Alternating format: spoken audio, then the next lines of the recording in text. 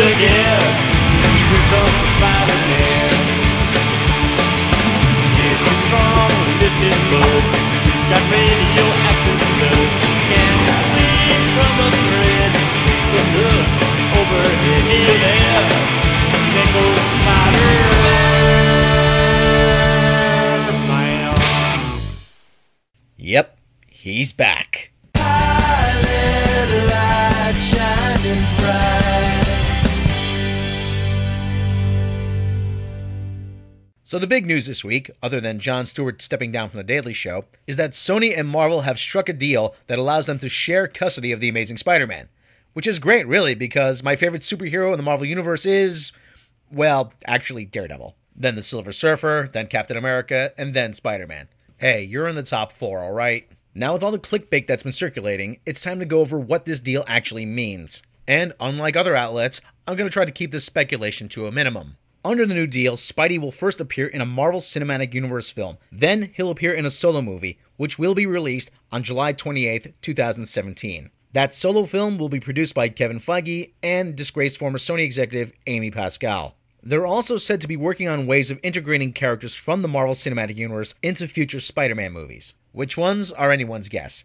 According to the press release, Sony Pictures will finance, distribute, own, and have quote-unquote creative control over future installments of the series. So now, what does this mean? It means that this current version of Spider-Man with Andrew Garfield is not connected to the Marvel Cinematic Universe. In other words, they're taking a mulligan on them. It also means that Spidey is going to be turning up soon, since they're moving relatively quickly. So if Spidey is going to turn up in a Marvel movie before July 28, 2017, let's take a look at the schedule. There's Avengers Age of Ultron, Ant-Man, Captain America Civil War, Guardians of the Galaxy 2, and Doctor Strange, starring Benedict Cumberbatch, which hits theaters on November 6, 2016. It's unlikely that Spidey will appear in Guardians of the Galaxy 2, so that leaves Captain America Civil War or Doctor Strange, unless he makes an appearance in the end credits of Age of Ultron or Ant-Man. If Civil War is going to follow a storyline from the comics, then it's a safe bet he's going to appear alongside Cap in that movie, or at least in some capacity. What it also means now is that the release dates for 4 other Marvel movies have effectively been pushed back. Thor Ragnarok will be in theaters on November 3rd, 2017. Captain Marvel gets moved to November 2nd, 2018. Black Panther now hits theaters on July 6th, 2018. And Inhumans gets bumped back to July 12th, 2019. Avengers Infinity War Part 1 and 2 are staying put.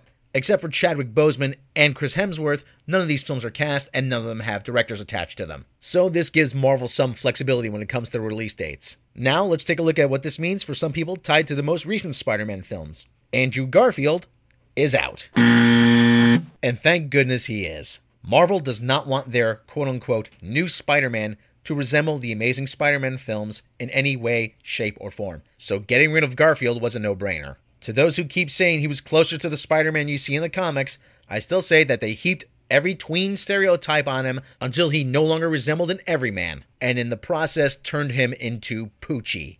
Director Mark Webb is out. In order to bring the series in a new direction, they need to cut ties with the man who nearly ran it into the ground.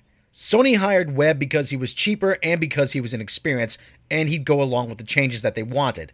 Sony wanted a fresh, young, slick, and hip Spider-Man, and that's what Webb delivered. But that's not what the character needed. Producer Avi Arad. His status is unclear at the moment. He's assumed the title of executive producer, but that might only be symbolic, since Kevin Feige and Amy Pascal are calling the shots. Drew Goddard, who is developing the Sinister Six movies, is technically in. But if Spidey is part of the Marvel Cinematic Universe now, why do we need a Sinister Six movie? Alex Kurtzman, technically in to work on the Venom movie, but again, like Goddard, there's no reason for him. Emma Stone, most likely out. Jamie Foxx, again, most likely out. Paul Giamatti, unknown, but most likely he's out as well. So with all that said, one thing remains. I know it's a popular rumor going around the interwebs, and fans and websites have been repeating it in the hope that it will become true, but I'm going to break a lot of hipster hearts right now. The new Spider-Man is not going to be Miles Morales. If anyone had actually bothered to read the press release, they would know that, because it says, and I quote, Sony Pictures and Marvel Studios show a love for the characters in the Spider-Man universe, and have a long, successful history of working together. This new level of collaboration is the perfect way to take Peter Parker's story into the future. It's right there. It doesn't say they're bringing Miles Morales in later. It doesn't say it could be Miles Morales. It doesn't make any reference to Miles Morales, or Ben Reilly, or Miguel O'Hara, or Max Bourne for that matter. It says Peter Parker. Sony and Marvel are already naming names as to who they want to play Peter Parker. Logan Lerman and Dylan O'Brien are on their shortlist. If the character is going to appear in a film before July of 2017, then they're moving quickly. So there's no decision whether it's going to be Peter Parker or Miles Morales. They've already decided. It's Peter Parker. End of story. The best part of all this is that there won't be any more bad Spider-Man movies.